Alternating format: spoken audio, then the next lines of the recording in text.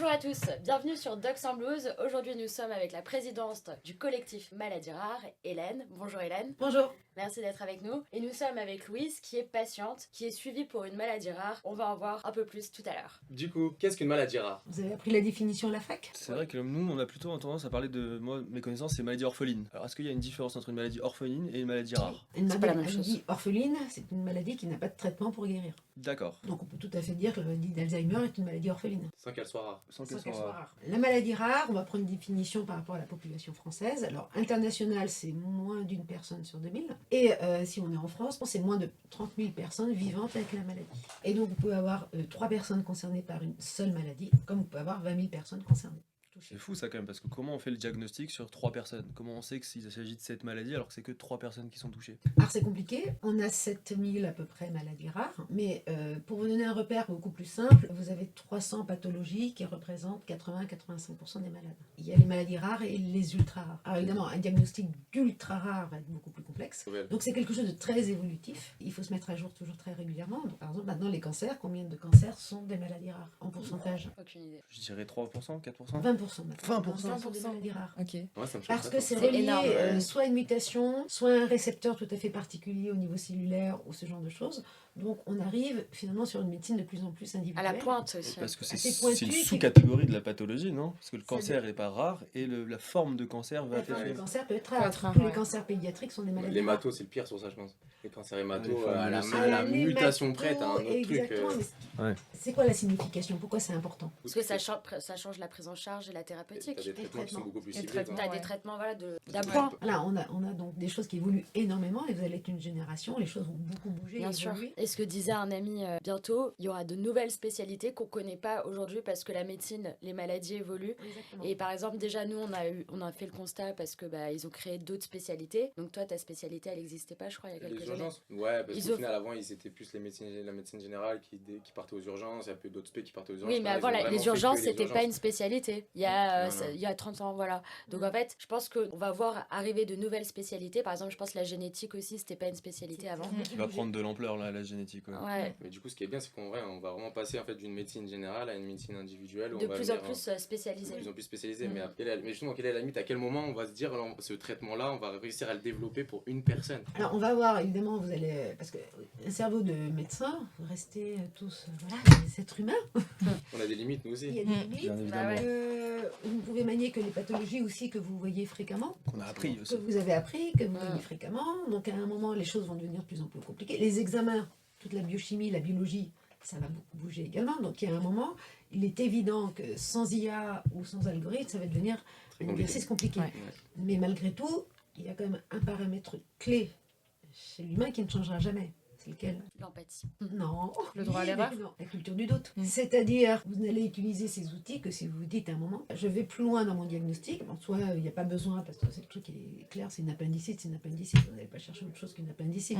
Mais quand à un moment, les symptômes persistent, c'est récurrent. Et là, vous avez une application vous connaissez Orphanet ou pas? Oui, bien sûr. Orphanet. Est sortie une application qui a repris toutes les données d'Orphanet, qui s'appelle RDK, Ça, je que connaissais vous pas. avez sur votre téléphone. Et quand à un moment vous avez des doutes ou une suspicion, mais vous allez l'utiliser que si à un moment vous vous dites est-ce que c'est pas une maladie rare? Même si vous pouvez avoir des maladies classiques qui sont atypiques dans leur tableau clinique. C'est ça. En tout cas, c'est intéressant pour nous parce que c'est vrai qu'on n'est pas, nous, beaucoup formés en tant que médecins aux maladies rares. Comment réagir, à qui orienter le patient quand on se retrouve face à tel On cas. est formé même zéro. Nous, on On apprend a- déjà les maladies de base, il y en a tellement. Non, mais t'as quand même des Voilà. mentions des maladies rares. Par exemple, Oui. l'atrésie des voies biliaires, on en parlait tout à l'heure. D'accord. C'est quand même dans le collège de pédiatrie. Mais on se Mais focus pas dessus. c'est- C'est-à-dire que je l'ai appris dans mon collège, après je vais jamais l'avoir. Oui. Je l'oublie. Comment tu veux que j'y repense? Ça, c'est un vrai truc, parce que là, aujourd'hui, tout à l'heure, tu nous as dit, il y avait combien de maladies rares en France actuellement? Combien il y a de malades atteints en France qui sont touchés par une maladie rare? Aucune idée. Quand je dirais comme ça, de tête, peut-être 100 000 personnes. 3 millions. 3 3 millions. Alors évidemment, maladie par maladie, on vous demande pas de les connaître. Ça, c'est pas possible. Mais il faut Vous y n'allez penser. pas connaître les Ouais. maladies rares. Mmh. On vous demande juste d'y penser. Et dans la formation, ce qui est un peu dommage, c'est que, et grâce aux associations, on a été très très moteur, que ce soit porté sur le plan politique, on a fait des plans maladies rares. Un premier, un deuxième, un troisième, on est en train d'écrire le quatrième. Et ces plans maladies rares ont donné un parcours de soins maladies rares, avec des centres de référence, des centres de compétences. Je crois que Cochin en ophtalmo, c'est un centre de référence de maladies rares. Voilà. Ah ouais C'est écrit Donc, partout. Voilà, on est en ophtalmo, on se dit juste le truc il est pas typique et tout ça, puis on va entendre ton témoignage, c'est hyper intéressant. Elle se dit, bon, alors je sais pas, il y a un truc qui n'est pas normal. On sent, il y a l'instinct du médecin de... Et bien vous orientez vers un spécialiste. C'est comme si un médecin généraliste se dit, oh, il a un problème de cœur, mon malade, déjà, n'allez pas l'envoyer chez un cardiologue. Bien Oui, sûr. instinctivement, vous envoyez chez le cardio. Eh Évidemment. ben, quand il y a une suspicion maladie rare, il faut déjà y penser, cette culture du doute. On ne vous demande pas de les connaître. On vous demande d'avoir cette culture du doute qui dit, ah, il y a des centres de référence et compétences. Peut-être que je me trompe, est-ce que j'ai assez d'arguments? Donc RDK, l'application va aider à argumenter l'adressage, mais de se dire, bon, j'ai quand même un gros doute, je ne sais pas exactement ce que ça peut être, mais je vais aller demander à un super spécialiste de l'ophtalmologie. Exactement. Parce qu'il a, lui, connu et rencontré justement Ce genre de tous les situation. cas de figure. Donc lui, il pourra immédiatement dire, alors il faut faire tel examen, il faut faire tel truc, tel bio, tel machin, et aura assez de cas. Parce que lui, il engrange ses connaissances Assez de recul, dans en le fait. rare, et de dire, voilà, ou de dire, non, je vois pas, j'ai jamais vu ce cas-là, ou voilà. Je crois que le témoignage de... Oui, ça, on va y arriver là. De Voilà, Louise, super va nous intéressant. éclairer là-dessus. Pour revenir sur le collectif maladies rares, de ce que j'ai compris, donc c'est plusieurs associations qui elles-mêmes sont représentatives d'un groupe de maladies rares. Voilà. Concernant un organe, par exemple, toi tu es Le foie. Le foie. Voilà. Il y en a qui sont par exemple centrés sur l'ophtalmo, d'autres sur la neuro. Exactement. Et vous êtes tous regroupés ensemble pour faire ce collectif. Alors, le collectif, c'est 240 associations. Ah, quand même. On en a toujours qui arrivent d'année en année, quand tout d'un coup un parent ou une personne malade dit bon, on va se regrouper. Alors pourquoi on se regroupe encore plus qu'ailleurs? C'est parce que quand vous avez 100 personnes concernées en France, vous vous sentez un peu tout seul. Je comprends. Et puis vous n'allez pas en parler à votre voisine, parce que de toute façon la maladie elle la connaît pas, vous avant l'annonce vous la connaissiez pas. Hein. C'est-à-dire que ce qui est très compliqué dans l'annonce diagnostique d'une maladie rare, c'est qu'il y a des maladies où on peut s'attendre à être touché un jour, on peut s'attendre d'avoir un problème cardiaque, on peut peut-être s'attendre à avoir un cancer, on ne le souhaite pas, mais on se dit ça peut arriver. Là on vous annonce une maladie venue d'ailleurs, on vous dit juste il y a 50 cas comme vous en France. Ils sont isolés, quoi. Et alors il y a beaucoup de pédiatrie, parce que 70% des symptômes apparaissent pendant l'enfance. Et il y a une énorme errance chez l'enfant. Diagnostic chez l'enfant. Ouais. Et on est très relié à la pédiatrie française. Ouais, les pédiatres. Il y a une histoire naturelle de la maladie, on ne les connaît pas tous. Hein. On peut avoir un diagnostic à 5 ans, mais on ne peut pas vous dire comment vous serez à 20 ans. Donc on essaye d'apprivoiser l'avenir, mais c'est pas toujours facile, parce que des fois, on n'a pas l'histoire naturelle de la maladie, Ouais. qui donne un peu ce qui est l'évolution et en fonction des traitements. Il faut apprendre à vivre avec sa maladie rare, des fois très tôt. Se construire avec sa maladie, pouvoir faire des études, aller à l'école. Et être intégré dans la vie comme une Un personne. citoyen par entière. Oui, bien sûr, Voilà, c'est ça. évidemment. L'objectif de la pédiatrie, c'est quand même Ça doit pas être aussi. isolé C'est socialement.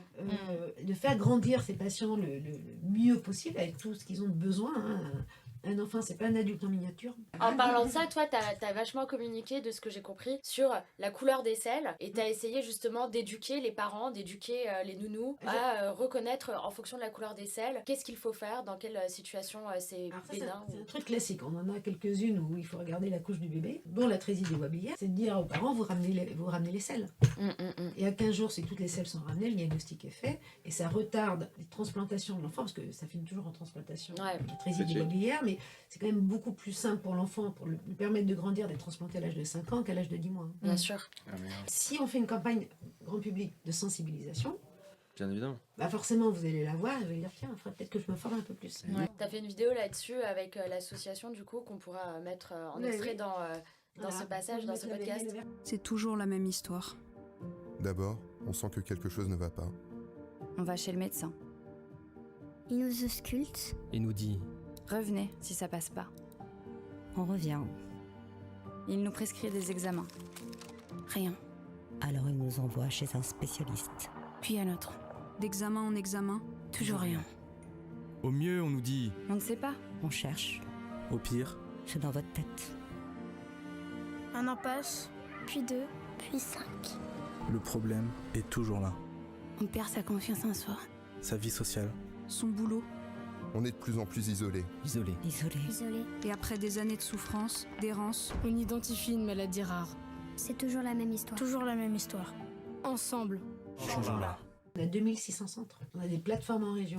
Vous êtes déjà en place. On est bien en place. C'est Avec bien. 3 plans, on mis les choses bien en place. Là, on est très contents. Maintenant, faut continuer à développer. Je pense qu'on va devoir passer par une sensibilisation parce qu'on a 100 000 personnes, non 3 millions. Mais du coup, tu penses qu'il faut plus éduquer les patients ou la population générale, ou qu'il faut plus éduquer les soignants, les médecins Les deux. Tout le monde, ouais. Ouais, mais ça va pas être les mêmes campagnes de Alors, communication. c'est pas les mêmes campagnes, mais toutes les études en économie de santé ont démontré que quand un citoyen est formé à la santé ou aux éléments clés de sa santé, Plus apte. proactif Ouais. et rendre plus plus rapidement dans son parcours de soins. Donc ça crée une alliance. C'est une affaire de santé publique, exactement. Et ça crée une alliance entre le malade et le médecin. Cette culture du doute se porte ensemble. Et des fois, j'entends encore « Ah non, surtout pas, ils vont tous avoir des maladies rares. » Ah non. Bon non, quand il y a une campagne de santé publique sur la cardiologie, les symptômes des femmes en cardio, toutes les femmes n'ont pas fait de crise cardiaque. Ouais, ils ont peur de se retrouver un peu dans cette errance de la maladie rare. Après, c'est vrai que la maladie rare, pour un médecin, peut faire peur. Parce qu'on connaît pas le diagnostic, parce qu'on connaît pas le traitement. Et nous, on va arriver confronté à ça. On va se dire, j'arrive dans un domaine que je connais plus, en fait. Oui, mais vous savez que vous avez des collègues qui connaissent. C'est ça. Et Il faut après, pas il y a des avoir centres de peur référence. de pas savoir et de dire oh là là, je sens moyen. Il faut adresser vers des centres de référence. Mais... Ouais, c'est l'adressage qui compte. Ouais.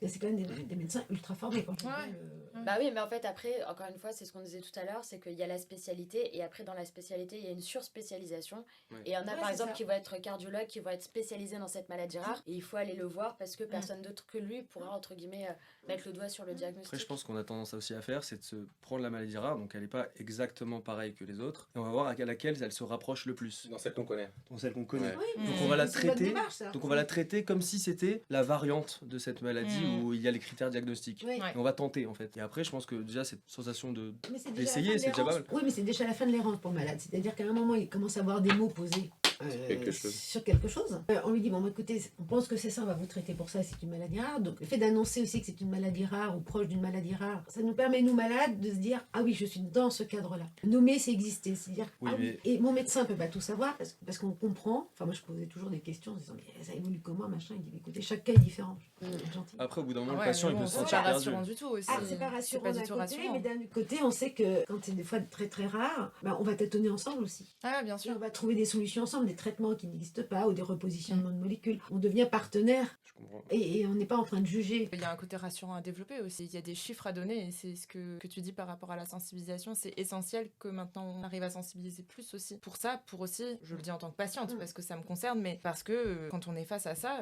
c'est ce que vous avez dit, il y a l'isolement, il y a aussi le choc du diagnostic. Beaucoup de maladies rares, on ne sait pas de quoi sera fait demain. On ne sait pas si on va récupérer de nos poussées, par exemple, dans mon cas, c'est des poussées. Enfin, moi, j'ai perdu la vue, je ne sais pas si j'allais revoir normalement, je ne sais pas si j'allais Ça se remarcher relie un peu dans ta normalement. maladie. C'est essentiel de déconstruire un petit peu toutes ces peurs, etc. Et vraiment d'accompagner les patients en disant, vous avez certes une maladie rare, voilà comment ça va se passer pour qu'on puisse vous accompagner, voilà combien de personnes souffrent de cette maladie, je sais pas en France, dans n'importe quel pays, en tout cas là où la personne se situe, voilà quelles vont être les différentes étapes pour vous accompagner dans votre parcours de soins, qu'est-ce qu'on va mettre en place pour vous, etc. Le problème c'est que moi dans tout mon parcours, j'ai rencontré peut-être une médecin, une neurologue qui m'a vraiment expliqué les choses comme ça. Voilà. Et ça manque en fait. Mais du coup, tu t'es déjà retrouvé avec d'autres patients à parler de ton cas et ça te fait du bien, Ça m'a fait trop du bien. Enfin, en fait, c'était le passage un peu de l'isolement total où en vrai, t'as l'impression que t'es seul dans ta bataille et seul dans ton bateau et tu sais même pas si vraiment d'autres personnes ressentent la même chose que toi ou vivent la même chose que toi. Et là, je trouve un groupe Facebook de cette fameuse association. Enfin, Mais attends, tu l'as interlocutrice. trouvé toi-même sur Facebook, le groupe, on Ouais. te l'a pas conseillé, on t'a Non, pas... non, j'ai tout cherché moi-même. Ça, c'est scandaleux. Mais ça, c'était avant le diagnostic final ou c'était après le diagnostic C'était après le diagnostic final. C'est scandaleux. On ça. n'oriente pas vers les associations. Ah non, non. Et pourtant, Ouais. les associations sont dans les filières maladies rares, sont dans les centres de référence et compétences. Ouais. Mais le vrai sujet, c'est de l'annonce diagnostique et de donner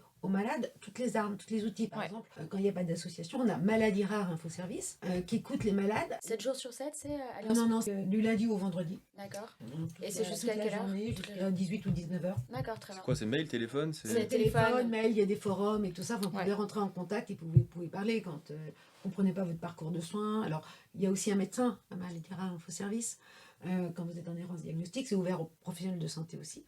Donc on a des outils, donc je disais l'application pour les symptômes. Vous avez une situation un peu compliquée, poum, vous pouvez appeler Maladie Rare Info Service. Enfin, les structures sont en place, mais elles ne sont pas connues. Ça peut nous aider nous aussi en tant que médecin. Ouais. On peut appeler si on a un doute. Exactement. Excellent. Moi, je découvre l'existence de... C'est cette ligne. Oui, mais c'est pareil, c'est la culture On va du la doute. mettre. Vous n'allez jamais appeler Maladie Rare Info Service en disant j'ai un petit... Moi, je te donne un exemple, c'est que moi, j'ai travaillé en inflammation intraoculaire, donc les uveites, et en fait, t'avais des patients qui étaient traités pour sarcoïdose-like. Donc en fait, c'est des patients qui ont soi-disant la sarcoïdose, mais en fait, on ne sait pas. Et en fait, ils sont traités par corticoïdes depuis des années. On se retrouve bloqué. Est-ce qu'on peut appeler pour ce genre de patients? Parce qu'on a un rapport avec la médecine interne, par exemple, qui ont essayé les traitements antidépresseurs. Le patient a été orienté dans un centre de référence. On est en sorte de référence. Voilà, Alors, mais des fois, en médecine interne aussi, en ophtalmo voilà, aussi. donc, Donc s'ils ont été vus dans le centre de référence, que les examens ont été faits, il faut savoir que dans 30% des cas, il y a un passe thérapeutique. C'est-à-dire que finalement, on est dans un spectre de symptômes et on ne trouve pas le nom de la maladie. Ça arrive. C'est dans 30% des cas. C'est quand même beaucoup. Oui, mais on sait qu'il y a des impasses. On sait que, par exemple, là, au cours du 3e plan, on a repassé en séquençage des gènes. Parce que finalement, vous avez une sorte de modèle. Alors, c'est la génétique de référence, je le fais simple. Et puis, c'est vos gènes. Mais ce modèle-là, il évolue. Parce que d'un coup, on a trouvé tel gène qui correspond à telle maladie. Ou voilà. Donc, on repasse. Il faut repasser régulièrement. Et tout d'un coup, 100 génomes qui ont été refaits, il y en avait 30, ça donnait la maladie. Et il y a 5 ans, on ne l'avait pas. Oui, il y en a des millions des maladies encore à découvrir, hein, je pense. Mais à partir du moment où nous, malades, on est dans nos centres de référence et compétences qu'on a été pris en charge, on sait que parfois, on ne peut pas avoir de diagnostic. Ah, oui. Donc, on a un traitement symptomatique. Et puis peut-être qu'à un moment, et bien sûr, c'est cette problématique, on va trouver un gène, où tout d'un coup, il va y avoir une publication et les choses vont réévoluer. Moi, je voudrais revenir sur l'aspect psychologique. Est-ce que toi, par exemple, quand tu as eu l'annonce de cette maladie, tu as eu une prise en charge avec un psychologue ou un psychiatre qui t'a été proposé? Parce que je trouve ça quand même hyper important. Moi, quand j'étais petite, j'ai eu un premier diagnostic. C'était une sclérose en plaques. J'avais eu des symptômes de poussée, classiques de sclérose en plaques. C'était de la paralysie, côté gauche, côté droit. J'ai eu à peu près 3 à 4 poussées en 2 ans, à peu près de mes 7 à mes 9 ans. Et à ce moment-là, je me souviens que j'ai eu un rendez-vous avec un psychologue, oui, mais en fait, c'était un peu de ce que je me souviens, en tout cas, c'était un peu le cliché de regarde un dessin, ça te fait penser à quoi, etc. Enfin, en fait, c'était vraiment un ancien temps. C'était dans les années 2000, hein, c'est tout. Pas de rendez-vous pour ma famille, pas de suivi particulier. Donc, il y a eu ce rendez-vous dont je me souviens vraiment très peu. Et c'est tout. Par contre, deuxième diagnostic, donc le vrai diagnostic officiel, 20 ans plus tard, à mes 26 ans, où là, on m'annonce donc cette maladie, la vraie maladie, la NMO, neuromyélite optique. Et là, ce qui se passe, c'est que moi, j'ai un choc émotionnel énorme. Hein. Je comprends pas trop ce qui se passe. Déjà, j'avais fait un énorme déni parce que pas de suivi psychologique. Qu'est-ce qui fait ton cerveau pour se protéger? Déni. Donc, tu oublies que t'es malade pendant des années. Et en fait, tu te rends plus du tout compte que t'es malade, à part tu prends tes médicaments tous les jours, etc. Mais ta maladie n'est plus là. Il n'y a pas de symptômes particuliers qui font que tu te souviens de ça, en fait. Forcément, à ce moment-là, moi, déjà, je me souvenais même pas que j'étais malade. Donc, les symptômes de ma paralysie, je les ai même pas vraiment pris en compte. Ma jambe, elle a commencé à s'engourdir de jour en jour, mais j'ai attendu au moins 5-6 jours avant d'aller aux urgences. Parce que j'avais pas l'impression que c'était ma maladie. Enfin, j'avais complètement oublié que j'étais malade, quoi. Et surtout que j'étais dans un pays étranger. J'étais expatriée à Montréal à l'époque. Donc, c'était des médecins non plus qui n'avaient pas de diagnostic. Ils avaient pas vraiment de référence, à part mon dossier médical, mais entre la France et le Canada, les envois, les courriers, machin, c'était un peu le bordel, quoi. Et donc, du coup, le médecin qui me dit au bout de quelques jours, NMO, peut-être que vous avez une NMO. Qui c'est qui t'a dit ça? C'est un neurologue? C'est un neurologue, ouais. D'accord. Ouais. Et c'était dans un hôpital, du coup, à Montréal? Ouais, une neurologue, ouais, c'est ça, à Montréal, mais qui est venue me voir, mais totalement en coup de vent, quoi. Je l'ai vue 5 minutes, je crois. Elle est venue me voir en coup de vent, elle m'a dit, ah oui, alors oui, on vous a peut-être prévenu qu'il y aurait peut-être un nouveau diagnostic. Donc oui, effectivement, ça peut être cette maladie. T'étais hospitalisée? Ouais, j'étais hospitalisée. Elle me fait un pitch en 4 minutes, je crois, top chrono. Et moi, elle part, et moi, je suis là. Ok. Qu'est-ce que je fais avec ça? Oui, je fais quoi? Que ça veut dire? Vraiment. Et en plus, j'arrivais à la fin de mon hospitalisation, donc moi, j'allais repartir chez moi, en fait. Hein. Et c'est ce qui s'est passé. Je suis repartie chez moi et j'étais scotchée. Genre vraiment, j'étais en mode, mais qu'est-ce qui m'arrive en fait? Je sais pas ce que ça veut dire. On m'avait pas donné vraiment le nom ni les infos complètes. Parce que l'autre nom de la NMO, c'est la maladie de Zick. Oui. Du coup, toi, dans l'évolution des symptômes, ça avait donc jusqu'à tes 26-27 ans, ça, t'avais été diagnostiqué de CEP. Ouais. Donc du coup, jusqu'à ce moment-là, tous tes symptômes, c'était quoi exactement? Moi, j'avais quasiment pas eu de symptômes. En fait, j'ai fait des poussées de mes 7 à mes 9 ans. Paralysie, perte de vue quand même. Je l'ai eu quand même une fois quand j'étais petite, la perte de la vue. Au bout de combien de temps tu récupérais à chaque fois? Quand j'étais petite, je récupérais super vite. Enfin, je saurais pas te dire exactement parce que ça remonte, mais ça revenait très rapidement. Ça revenait au bout de quelques jours. Et du coup, quand tu dis que t'avais un traitement jusqu'à 26 ans, c'est ça? Ouais, j'avais, quand j'étais petite, j'avais des piqûres. C'était un traitement sous Avonex. Donc, il me semble que c'est un traitement immunosuppresseur, mais pas sûr. Du coup, j'ai eu ça pendant combien de temps? Au moins une bonne dizaine d'années, hein, de mes 7 à mes 16-17 ans, je pense. Et utile pour le traitement? Oui, pour la CEP, c'était reconnu comme un traitement qui marchait très bien. Mais du coup, quand t'as fait ta poussée à 26 ans, t'avais plus de traitement? Si, j'avais un autre traitement parce que vers mes 18-19 ans, je suis passée sur des médicaments puisque la recherche sur la CEP avait bien avancé. Donc, plus besoin en fait de forcément faire des piqûres, etc. Parce que les piqûres, c'était pas de la rigolade, genre c'était une piqûre par semaine et t'as des effets secondaires de grippe. Donc, t'as une grippe par semaine. Super. Après, c'est vrai que ta maladie, elle ressemble énormément au niveau des signes cliniques à la sclérose en plaques. Complètement. Donc en fait, cette errance diagnostique, elle est un petit peu justifiée. Ah, mais complètement. Mais surtout que la maladie que tu as n'était pas connue il y a 20 ans. Non, elle n'était pas connue. C'est une maladie qui est connue depuis 2016, je pense, la NMO. Mais le problème, c'est que psychiquement, ce qui se passe, c'est qu'on t'annonce que tu as la CEP à 7 ans. T'as pas de suivi psycho. Donc ton corps et ton esprit ils se déconnectent, ils se disent Non, il est là le problème. j'ai rien du tout, hein, je suis pas malade. Là, il y a un problème. Voilà. Il y a un problème de... À l'adolescence, j'ai eu une poussée, c'était une perte de sensation, donc c'était une poussée qui n'était pas trop lourde, mais je suis quand même allée à l'hôpital, j'ai eu les traitements sous bolus encore une fois. Et de mes 16 à mes 26 ans, absolument aucun signe de la maladie, donc là le déni qui s'installe encore plus. Et du coup, après, j'ai cette fameuse poussée à mes 26 ans, et en fait, comme je vous ai dit, j'étais vraiment sous le choc, et du coup, je rentre chez moi dans le flou total. En fait, chez moi, ça va pas du tout, quoi. Enfin, vraiment, physiquement, je suis déjà très, très fatiguée parce que la poussée est toujours là, ma jambe ne fonctionne toujours pas. C'était une hémiparésie, du coup? Ouais, c'était une paralysie totale de la jambe gauche, donc je marchais plus. Ils m'ont quand même laissé rentrer chez moi parce que je pouvais marcher avec une canne, etc. Mais c'était pas encore totalement remis, mais psychologiquement, rien, quoi. Et donc, en fait, moi, je rentre chez moi et pendant quelques jours, j'étais vraiment très, très mal. Enfin, vraiment, je comprenais pas ce qui m'arrivait. Et du coup, il faut que je retourne à l'hôpital parce que je comprends rien à ce qui m'arrive. Et là, ils ont vraiment capté que psychologiquement, ça allait pas du tout. Et que du coup, j'avais besoin de voir des psychiatres, des psys, j'avais vraiment besoin de ça. Suivi, ouais, d'un vrai suivi. Et en même temps, ça leur a donné l'opportunité pour continuer à faire des recherches en fait sur mon diagnostic. Et en fait, à ce moment-là, les bolus de corticoïdes qui sont quand même des traitements où t'es excitée, nerveuse, t'as du mal à dormir, etc. Et en même temps, le choc émotionnel de cette maladie. Donc ça fait un cocktail explosif. Et là, j'ai fait une bouffée délirante en fait. J'ai fait une bouffée délirante après mon 2e séjour à l'hôpital, là où j'ai été plus prise en charge psychologiquement, etc. Mais j'arrivais plus à dormir. Je commençais à m'énerver un peu avec tout le monde. Je commence à plus avoir de filtre. Ça peut être aussi tout ce qui concerne la sexualité, les besoins, les selles, enfin tout ça, bref. C'est une phase un peu maniaque, non? Ouais, complètement. Complètement. Ça ressemble beaucoup d'ailleurs aux phases maniaques qu'il peut y avoir dans la bipolarité.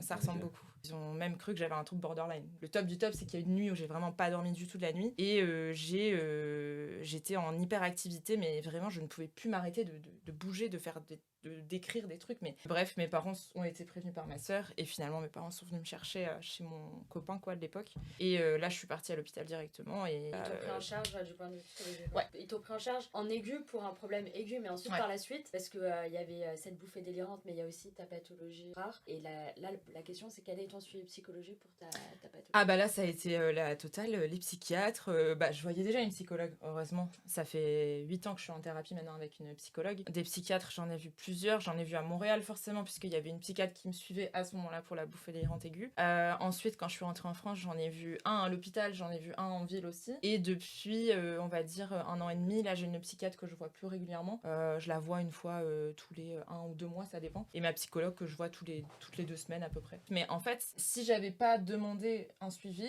je pense pas qu'il me l'aurait gardé en fait. Mais je pense que si je l'avais pas demandé, je l'aurais peut-être pas eu. La psychiatrie, par exemple, c'est pas remboursé dans le cadre de ma pathologie. Non. C'est pas remboursé. Le suivi psychologique n'est pas pris en...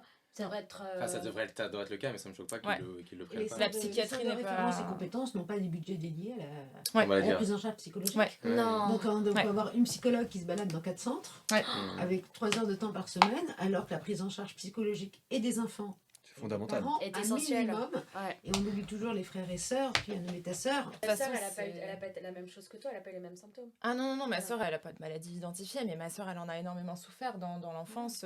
Elle a eu d'autres problèmes plutôt psychologiques, mais rien de vraiment pathologique ou quoi que ce soit. Mais il y a vraiment eu des discussions qui se sont faites. La famille, quoi, mes parents, ma sœur et moi, au moment où il y a eu tous ces épisodes, et surtout quand j'ai commencé à m'en remettre, parce que j'ai mis beaucoup de temps à m'en remettre. Mais on a eu des discussions, et ma sœur a dit, en fait, moi, j'avais l'impression que t'étais pas malade, quoi, quand on était petite. J'ai pas de souvenir de toi malade. Moi, j'ai pas de souvenir. Moi, j'ai même pas de souvenir de ma sœur à l'hôpital quand j'étais petite. Alors que je sais que mes parents venaient. Mais ma sœur, elle est pas dans le paysage quand je suis malade et petite, quoi. Et en fait, du coup, ma sœur, ça a été aussi une réaction qu'elle a eue quand j'ai appelé un peu au secours il y a 2 ans et demi et quelques. Et ma sœur, elle a même pas hésité. Elle m'a dit, je prends un avion direct. C'est comme, elle m'a dit, avec le recul, j'avais besoin d'être là pour toi parce que j'avais l'impression que je l'avais pas été quand on était petite. La culpabilité du frère ou de la sœur qui, lui, n'est pas malade. Bah oui. Et aussi, il peut y avoir le syndrome d'abandon. Complètement, mais complètement. Vous avez des parents qui, à un moment, focalisent que sur l'enfant. Ah, mais oui. En plus, l'instinct vital peut être engagé. Complètement. Et puis, les autres, il faut qu'ils grandissent un peu tout seuls. Mais c'est exactement ce qui s'est passé. Mais du coup, toi, pour ton histoire, le recul que tu as de tout ça, c'était plus en fait déçu sur la prise en charge de l'accompagnement psychologique qui avait été fait que sur la latence diagnostique qui avait été... Complètement. Parce que l'errance médicale, c'est ce que tu disais, Alex, c'est qu'elle peut se justifier par le fait que les maladies rares, il n'y a pas forcément autant de recherches que sur d'autres d'autres maladies, que ma maladie à moi n'était pas connue, donc forcément en 2003 versus 2024, si elle est connue en 2016, il peut pas y avoir, il y a pas de baguette magique quoi. Et ça avance comme ça, la médecine ça avance lentement aussi, même si des fois ça peut avancer très vite, on a l'impression que ça avance très vite, mais ça demande beaucoup d'études, ça demande beaucoup de cas, etc. Donc ça, il y a pas de, moi j'ai aucune animosité là-dessus. Moi mon vrai combat c'est de me dire pourquoi on prend pas en charge le psychique autant que le physique, parce que en fait déjà les deux ont une incidence l'un sur l'autre, et évidemment c'est extrêmement lié. Et en fait pourquoi on parle de santé mentale, c'est la santé tout court, c'est la santé, qu'elle soit physique ou mentale, c'est la même santé. C'est le même corps, c'est la même personne, c'est pareil. Ok, donc ça fait 2 ans maintenant que tu sais que tu... Et qu'est-ce que ça a changé dans ta vie? Je suis sortie du silence, c'était pas un sujet dans ma vie, alors que depuis 2 ans c'est devenu un vrai sujet dans ma vie, parce que j'ai vu l'impact que ça a eu en étant adulte. Donc on vit pas du tout les choses de la même manière. Quand on est enfant, on a une capacité de résilience et de combat qui est exceptionnelle, qui est phénoménale. Moi, quand j'étais petite, j'allais à l'hôpital, j'étais trop contente parce que déjà je ratais l'école, et en plus je pouvais regarder Disney Channel toute la journée. Et moi c'était genre la cour de récré quoi.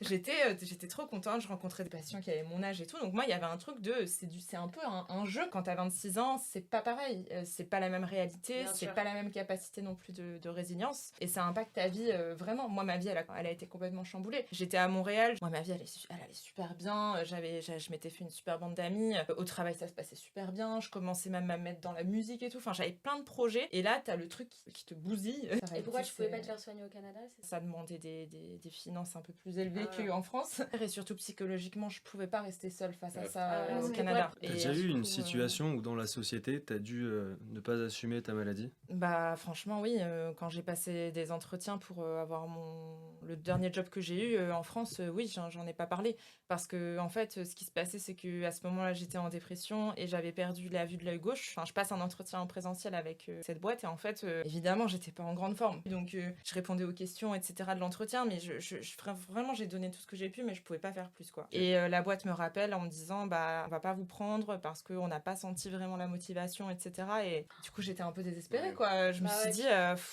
est-ce que j'en parle, est-ce que j'en parle pas, je sais pas. Et puis en fait je venais tout juste d'avoir ma reconnaissance travailleur handicapé. On parle de handicap invisible. Vous avez une personne sur 2 qui ne le disent pas sur le lieu de travail. On parlait de sensibilisation en disant c'est quoi ce truc. Donc déjà c'est hyper anxiogène pour celui qui reçoit le truc. L'employeur il se dit mais c'est quoi ce truc, ça va où? Ça fait peur. Est-ce que la personne va être bien dans son poste, machin et compagnie? Parce que comme il n'y a pas de campagne de sensibilisation, ce qu'a fait le patron de Publicis, il a eu un cancer, il a décidé qu'il fallait en parler et de l'intégrer dans le monde du travail. Très fort. Il a fait, je crois que c'est Publicis, une grosse boîte de pub, et qui a eu, je crois lui-même a été atteint, je pense. Et là il s'est rendu compte de le désespoir un peu de ce que ça pouvait être. Il y en a qui ont besoin de travailler tout le temps, mais de temps adapté, d'autres en fonction évidemment des besoins de chacun. Mais en plus, de réadapter ça dans l'entreprise. Il faut que la maladie rentre aussi dans l'entreprise. Mais en plus, comme c'est invisible, on est obligé de le dire nous, si on veut que ce soit un sujet dans l'entreprise, si on veut avoir un accompagnement, et si on veut aussi, bien sûr, avoir une reconnaissance handicap, sachant que on n'est pas tous et toutes éligibles à cette reconnaissance. La reconnaissance, c'est important de la demander quand on a le courage et quand on fait partie de l'éligibilité, bien sûr, parce que ça nous donne quand même des avantages, et ça permet de nous protéger contre les employeurs en cas de harcèlement, en cas de burn-out, enfin plein de choses en fait qui peuvent arriver dans le monde du travail. Mais le problème c'est que du coup, en étant déjà invisibilisé par notre maladie, on passe notre temps à se justifier en fait. Tu peux avoir autant de compétences que quelqu'un d'autre, mais juste tu vas pas avoir le même comportement, etc. Je pense aussi aux handicaps psychiques qui sont un peu catalogués dans le même sac, ou des gens qui ont des troubles de l'autisme par exemple sont considérés comme super bizarres. Pourquoi ils réagissent comme ça, pourquoi ils sourient pas, pourquoi ils réagissent à la lumière, machin, enfin bref. Alors que c'est des gens qui ont des capacités comme tout le monde, mais tout le monde a des capacités. Beaucoup de personnes ont des capacités incroyables, mais on les discrimine avant même de voir en fait ce qu'ils peuvent donner dans l'entreprise. Donc moi j'ai eu ça, et dernièrement j'ai aussi passé d'autres entretiens, et j'ai eu un employeur face à qui on finit l'entretien, donc l'entretien ça faisait déjà 1 heure, etc.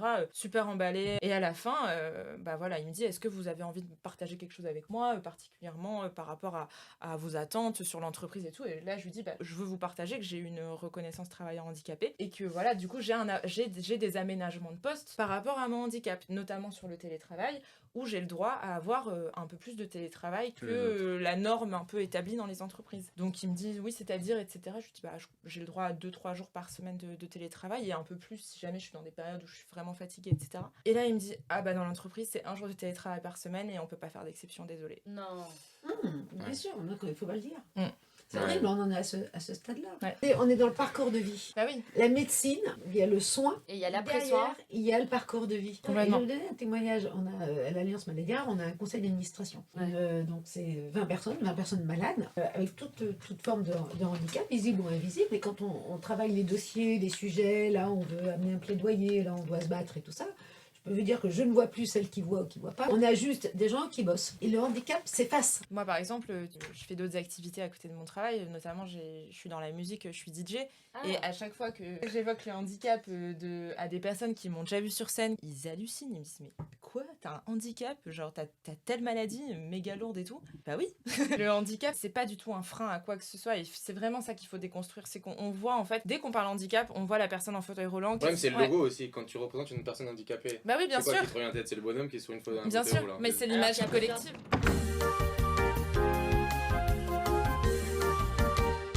Alors, on avait prévu des petites questions. Donc, c'est simple, ça va être du vrai ou du faux. Et donc, vous allez pouvoir toutes et toutes répondre chacun votre tour. Combien il y a 5 questions? Il y a 5 questions. Première question. À propos du botulisme, il y a 4 principaux types de cette pathologie. Le botulisme d'origine alimentaire, le botulisme mature, le botulisme par colonisation de l'intestin et le botulisme contracté par blessure. Vrai ou faux?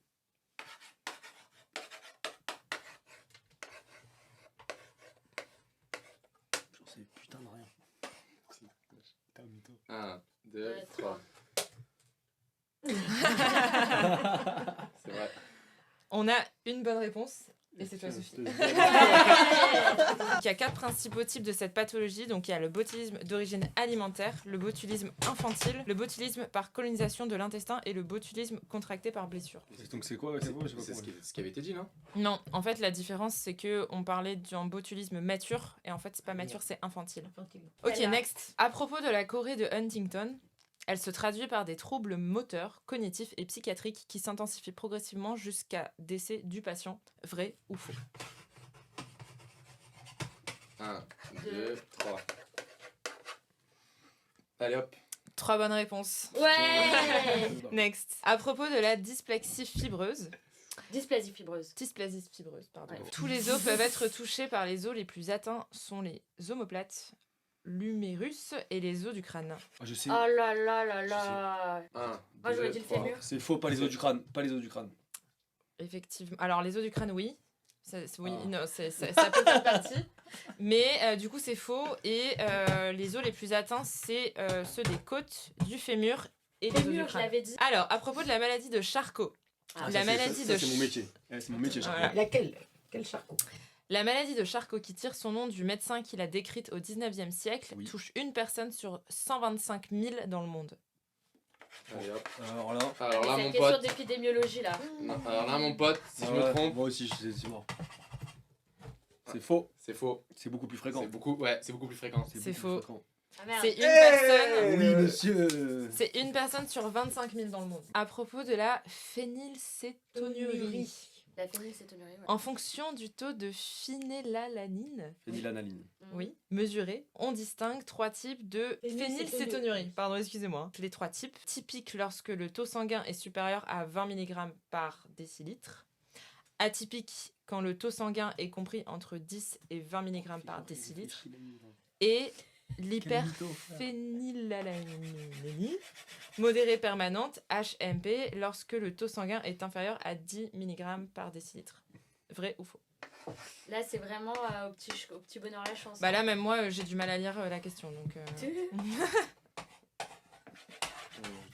Putain, mais en vrai, c'est m'énerve, c'est que. Arrête de faire bluff, tu réfléchis sur les taux. Ouais, arrête. Sur les taux de phényl, C'est c'est haut, connu. tu Arrête, fais arrête. Je te jure que les taux ils sont bons déjà, c'est sûr et certain. Ah, t'es chaud. 1, 2, 3. Rideau. Ah c'est vrai. C'est vrai, c'est vrai. C'est vrai, ouais. Ouais, deux Ouais, bonnes les taux réponses. étaient bons, mais je sais pas si on considérait quand c'était en dessous de 10, si on considérait vraiment quelque chose à ce niveau-là, ou on disait pas qu'il y avait rien du tout. Du coup, il n'y en aurait eu que 2 types. Ah, vous me parlez chinois, là. Ouais, moi, Au total des comptes, Cipher. 1. Oh, j'ai dû faire 2, mais pas plus. 2. Moi j'ai fait 3. Oh, je vous ai battu. Là j'ai 4. Mais tu mens. T'as vu, j'ai 4. Mais mec, les 2 premières questions, t'avais faux. La première question, j'ai Bon. Bon, bah, En tout cas, merci beaucoup. Bah, avec plaisir, merci beaucoup Merci de à m'avoir toi. invité. C'était cool. Merci Louise et Hélène pour vos éclairages. Hélène, si on peut retenir 3-4 points de cet échange, est-ce que tu aurais des choses à nous dire? Alors, par rapport aux discussions qu'on a eues, je pense qu'il y a une croyance qu'il faut tuer là, c'est que les maladies rares, c'est la deuxième cause de maladie en France et c'est 3 millions de Français. Donc, dans la pratique de tout professionnel de santé, les maladies rares, vous allez en rencontrer. Forcément, pas toutes les maladies rares, bien évidemment, mais vous allez en rencontrer un certain nombre. Donc, je crois que la culture du doute, c'est vraiment ce qu'il faut retenir. Que vous avez les maladies rares, InfoService, et maintenant Orphanet a sorti l'application RDK. D'ailleurs, Hélène, tu peux nous expliquer, tu nous as donné un petit ruban au début du podcast. Pourquoi il a ces couleurs? Alors, ce ruban, c'est la couleur de la Journée internationale des maladies rares, qui a lieu tous les 28 ou 29 février, et cette année, c'est un 29, qui est une journée rare. Donc, en portant le ruban, vous portez aussi la cause, parce que ça Allez. fait partie justement de la sensibilisation dont on a parlé. Avec plaisir, on fera ça. Merci beaucoup, Hélène. Merci de votre Bravo. À la invitation. prochaine. C'était Doc sans Blues.